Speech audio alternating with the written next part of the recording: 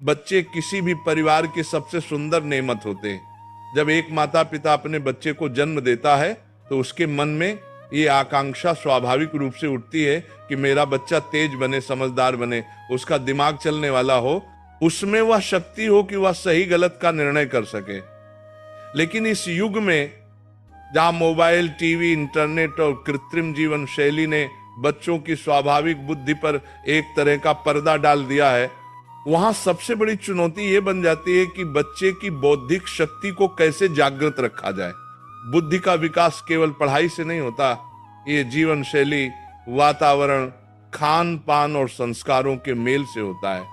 हमारे शास्त्रों में कहा गया है, बुद्धिर्बल विवेकम च शरीरस्य स्थैर्यमेव च प्राप्यते साधु सेवया न तो लोभेन केनचित। अर्थात सच्चे आचरण, सात्विक जीवन और सद्गुरु की सेवा से ही बुद्धि और विवेक प्राप्त होता है। सबसे पहले यह समझना जरूरी है कि बच्चे का दिमाग तेज करने के लिए माता पिता का मन स्थिर होना चाहिए।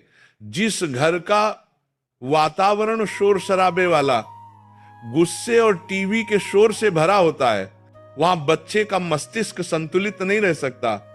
सुबह सुबह जब सूरज उगता है तो वह प्रकाश केवल आकाश को नहीं जगाता, वह हमारे मन की कोशिकाओं को भी जागृत करता है। अगर बच्चे को सूर्योदय से पहले उठाने की आदत डाली जाए, उसे थोड़ी देर प्राणायाम, गहरी सांस लेना, ध्यान या गायत्री मंत्र के उच्चारण में लगाया जाए तो उसका दिमाग तेजी से विकसित होता है। गायत्री मंत्र केवल धार्मिक नहीं, वैज्ञानिक दृष्टि से भी मस्तिष्क की कोशिकाओं को सक्रिय करने वाला है। भूर्भुवः स्वः तत्सवितुर्वरेण्यं भर्गो देवस्य धीमहि धियो यो नः प्रचोदयात्। ये मंत्र बच्चे की धियो यानी बुद्धि को प्रेरित करता है। हर सुबह अगर बच्चा इस मंत्र का जप करे तो उसकी स्मरण शक्ति और एकाग्रता स्वाभाविक रूप से बढ़ती है। आज के माता पिता ये भूल जाते हैं कि मोबाइल और टीवी बच्चे का साथी नहीं, शत्रु है। जब बच्चा दिन भर स्क्रीन में डूबा रहता है तो उसकी आंखें ही नहीं, उसकी कल्पना शक्ति भी कमजोर होती है। बुद्धि तब चलती है जब मन विचार करे, प्रश्न पूछे, खोज करे। अगर सब कुछ मोबाइल से तुरंत मिल गया तो दिमाग सोचने की क्षमता खो देता है। इसलिए सबसे पहला उपाय यही है कि बच्चे को स्क्रीन फ्री समय दिया जाए। उसे प्रकृति से जोड़िए, मिट्टी से खेलने दीजिए, पेड़ों की छाया में बैठने दीजिए, पक्षियों की आवाज सुनने दीजिए। ये सब चीजें उसकी मानसिक तरंगों को संतुलित करती हैं। बच्चे की बुद्धि का सबसे बड़ा आधार है उसका खान पान। आज का बच्चा junk food, cold drink, packet वाले स्नैक्स में उलझा हुआ है। हमारे पुराने ग्रंथों में कहा गया है कि जैसा अन्न वैसा मन। बच्चे को ताजा घर का बना हुआ सात्विक भोजन दीजिए। दूध, घी, बादाम, अखरोट, तिल, फल और सब्जियां मस्तिष्क के लिए वरदान है। प्राचीन समय में माएं अपने बच्चों को रात में सोने से पहले गर्म दूध में थोड़ा सा केसर, इलायची और एक चुटकी हल्दी डालकर देती थी। ये केवल स्वाद के लिए नहीं था, बल्कि ये बुद्धिवर्धक भी था। दूसरा बड़ा कारण है नींद। बच्चे का दिमाग तब बढ़ता है जब वह गहरी नींद लेता है। देर रात तक टीवी या मोबाइल देखने से बच्चे के न्यूरॉन्स थक जाते हैं, जिससे ध्यान भटकता है और वह चिड़चिड़ा बन जाता है। इसलिए यह जरूरी है कि बच्चा रात को 9 या 10 बजे तक सो जाए और सुबह ब्रह्म मुहूर्त में उठे। उस समय का वातावरण शुद्ध, ऊर्जावान और मानसिक विकास के लिए सर्वोत्तम होता है। बच्चे को कहानियां सुनाइए, लेकिन सिर्फ परियों की नहीं, बल्कि प्रेरणादायक कथाएं, जैसे रामायण, महाभारत, पंचतंत्र की कहानियां, महान वैज्ञानिकों और संतों की जीवनी। जब बच्चा इन कहानियों को सुनता है तो उसके भीतर अच्छे बुरे की पहचान बनती है, उसकी कल्पना उड़ान भरती है और यही कल्पना धीरे धीरे रचनात्मकता में बदल जाती है। शारीरिक खेल भी बुद्धि को बढ़ाते हैं। जब बच्चा दौड़ता है, कूदता है या योग करता है तो उसका रक्त संचार बढ़ता है और मस्तिष्क में अधिक ऑक्सीजन पहुंचती है। योगासन जैसे सर्वांगासन, हलासन, शीर्षासन, प्राणायाम, अनुलोम विलोम, ये सब बच्चों के लिए बहुत उपयोगी हैं। आप चाहें तो उन्हें छोटे छोटे रूप में सिखाएं। अब बात आती है संस्कारों की। बच्चा वही बनता है जो वह घर में देखता है। अगर घर में माता पिता एक दूसरे से मीठा बोलते हैं, बड़े बुजुर्गों का सम्मान करते हैं, भगवान के प्रति श्रद्धा रखते हैं, तो वही आदतें बच्चे में उतरती हैं। बुद्धि केवल गणना की नहीं होती, बुद्धि विवेक की भी होती है। विवेक का अर्थ है सही समय पर सही निर्णय लेना। ये गुण केवल संस्कारों से आता है। माँ का आशीर्वाद, पिता का अनुशासन और गुरु की शिक्षा, ये तीनों मिलकर बच्चे का भविष्य गढ़ते हैं। अगर इन तीनों में से कोई एक भी कमी रह जाए तो बच्चा भटक सकता है। आज के माता पिता बच्चों को महंगे स्कूलों में भेजते हैं, लेकिन घर में संस्कार नहीं देते। जो बच्चे भोजन से पहले भगवान का स्मरण करना नहीं जानते, जो अपने बुजुर्गों से नमस्ते या चरण स्पर्श करना नहीं जानते, उनके भीतर नम्रता कैसे आएगी? और जब नम्रता नहीं होगी तो ज्ञान टिकेगा नहीं।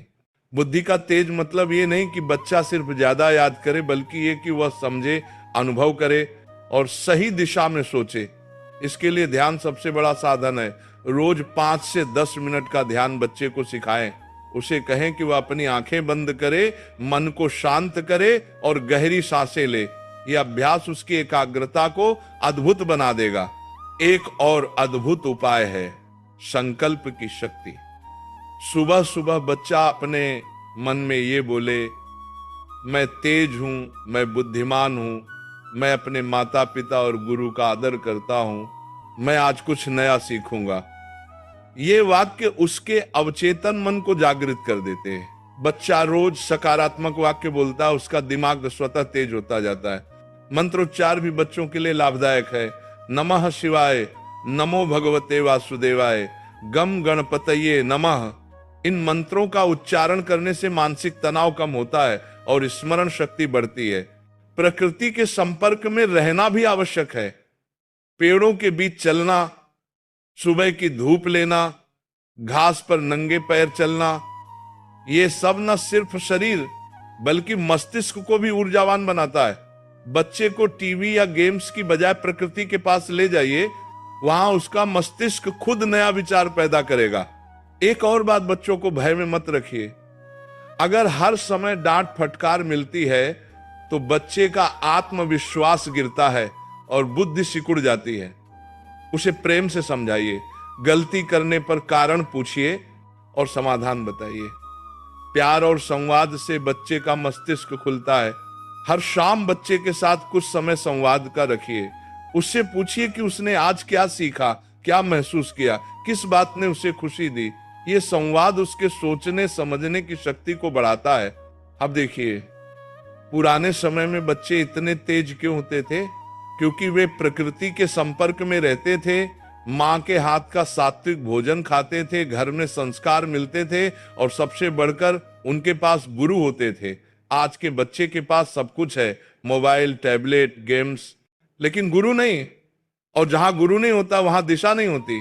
इसलिए बच्चों को किसी न किसी आध्यात्मिक व्यक्ति, सच्चे शिक्षक या संत के संपर्क में लाना चाहिए। उनके प्रवचन सुनने दीजिए, उनके विचारों से प्रेरणा लेने दीजिए। अगर माता पिता रोज घर में शाम को 5 मिनट का भजन या आरती करें तो वह ध्वनि तरंगे घर के वातावरण को शुद्ध करती हैं। वैज्ञानिक दृष्टि से भी जब हम भक्ति संगीत सुनते हैं तो हमारे ब्रेन वेव्स अल्फा स्टेट में जाते हैं। ये वही अवस्था है जब दिमाग सबसे अधिक ग्रहणशील होता है। इसलिए बच्चों के कमरे में हल्की भक्ति संगीत या शांत वाद्य संगीत चलाना भी उपयोगी है। और सबसे आखिरी, बच्चे को तुलना मत कीजिए। हर बच्चा अनोखा है। किसी का दिमाग गणित में चलता है, किसी का कला में, किसी का बोलने में। तुलना से बच्चे का मन दब जाता है और जो मन दब गया वह सोच नहीं सकता। इसलिए बच्चे को उसकी मौलिकता में प्रोत्साहित कीजिए। अगर इन सब बातों का पालन किया जाए, यानी प्रकृति, ध्यान, संस्कार, सात्विक आहार, संवाद और प्रेम, तो बच्चे की बुद्धि तेज होगी